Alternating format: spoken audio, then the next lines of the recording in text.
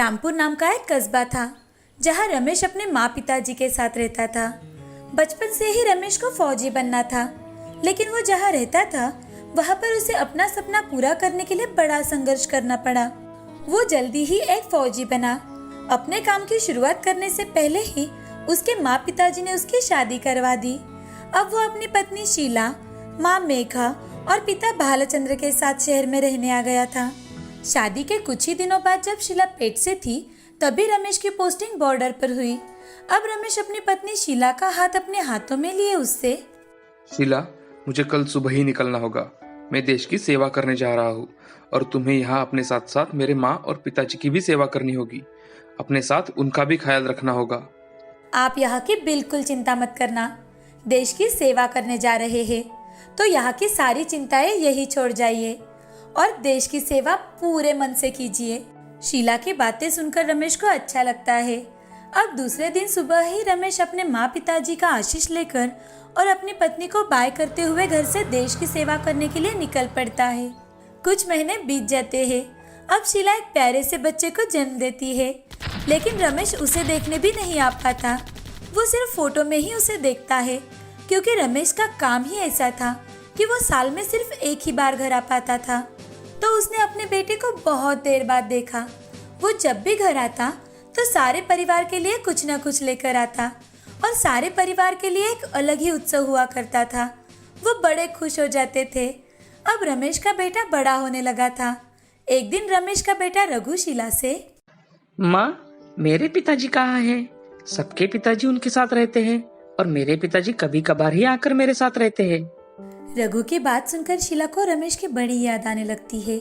तभी वो अपने बेटे को समझाते हुए, रघु बेटा, क्या तुम्हें पता है तुम्हारे पिताजी कौन है और वो हमसे क्यों दूर रहते हैं? रघु अपनी गर्दन हिलाते हुए ना कहता है।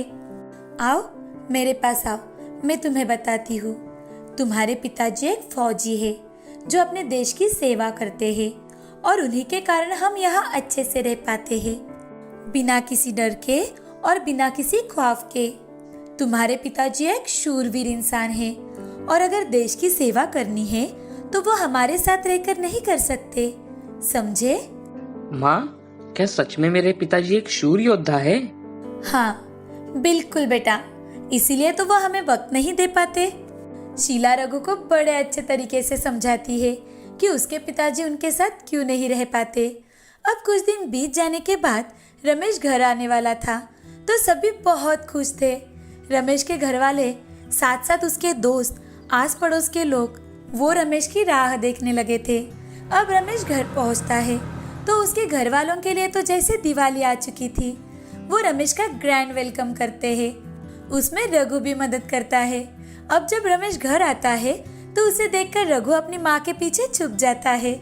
रमेश बड़े प्यार से उसे बुलाता है, रघु, रघु, आओ बेटा, अपने पापा से नहीं मिलोगे? देखो पापा ने क्या क्या खिलौने लाए हैं तुम्हारे लिए। आओ जल्दी मेरे पास आओ बेटा। रघु रमेश के पास जाता है। अब धीरे धीरे करके रघु रमेश के साथ ही रहने लगा था। वो दोनों बहुत मस्ती करते हैं। 2-3 दिन ऐसे ही बीत जाते हैं कि तभी रमेश को फोन आता है और रमेश को अर्जेंटली अपनी पोस्टिंग पर बुलाया जाता है। ये सुनकर रमेश तुरंत ही अपने निकलने का बंदोबस्त कर लेता है। अपने माँ पिताजी से आशीष लेते हुए और अपने बेटे को आशीष देते हुए और अपनी पत्नी से कुछ कहते कहते वहाँ से निकल जाता है। सभी भारी मन से उसे विदा करते हैं। मन में दुख तो था कि जितनी छुट्टी मिली थी उतने दिन रमेश नहीं रह पाए, पर साथ ही खुशी थी कि उनका बेटा देश की सेवा कर रहा है। कुछ दिन ऐसे ही बीत जाते हैं।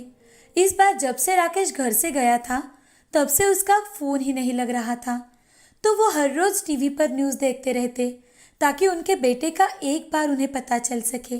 और कुछ ही दिनों में अचानक से एक दिन मोबाइल की रिंग बजती है। जैसे ही शीला फोन उठाती है तो दूसरी ओर से आवाज आती है, देश की सेवा करते वक्त रमेश जी को वीर गति प्राप्त हो गई है। ये बात सुनते ही शीला के हाथ से मोबाइल फोन नीचे गिर जाता है। तभी रमेश के पिताजी फोन उठाकर बोलने लगते हैं तो वो भी शॉक हो जाते हैं। जब रमेश का बेटा सिर्फ 5 साल का था।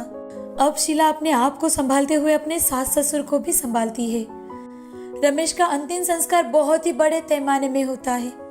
अब रमेश को गुजरे हुए 1 साल बीत चुका था। अब उसकी पत्नी शीला अपने आप को भी देश की सेवा में झोंक देना चाहती थी। वो अपने ससुर से, बाबा, मैं चाहती हूँ कि जिस काम को रमेश बीच रास्ते में छोड़कर गए हैं उसे पूरा करूँ, ताकि उनकी आत्मा को शांति मिल सके। ये बात सुनकर शीला के ससुर बड़े गर्व से शीला से, शीला, आज लग रही हो तुम रमेश की पत्नी। मैं तुम्हें बिल्कुल नहीं रुकूंगा बेटी। तुम्हें जो चाहिए वो तुम सब कर सकती हो। अब शीला अपनी आगे की पढ़ाई शुरू करती है, जो उसने शादी के बाद अपनी जिम्मेदारियों के लिए छोड़ दी थी। वो बड़ी मन लगाकर पढ़ाई करती है और अपनी पढ़ाई पूरी कर एयरफोर्स में ऑफिसर के रूप में ज्वाइनिंग करती है। अब शीला अपने बेटे को अपने सास ससुर के पास छोड़कर देश की सेवा कर रही है।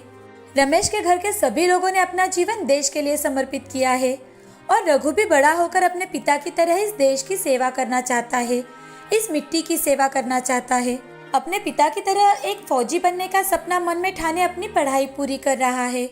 दोस्तों, हमारे जवान अपनी जान और परिवार की बिना फिक्र किए बॉर्डर पर देश की सेवा करते हैं और कुछ जवान देश की सेवा करते वक्त देश के लिए शहीद हो जाते हैं। न जाने उनके बाद उनके परिवार वालों को कितनी मुश्किलों का सामना करना पड़ता होगा। फिर भी वो परिवार एक योद्धा की तरह अपने जीवन की जंग लड़ते हैं और फिर से अपने देश के लिए एक बेटा तैयार करते हैं। देश सेवा ही उनका धर्म है। ऐसे सारे परिवार वालों को हम शत शत नमन करते हैं। जय हिंद।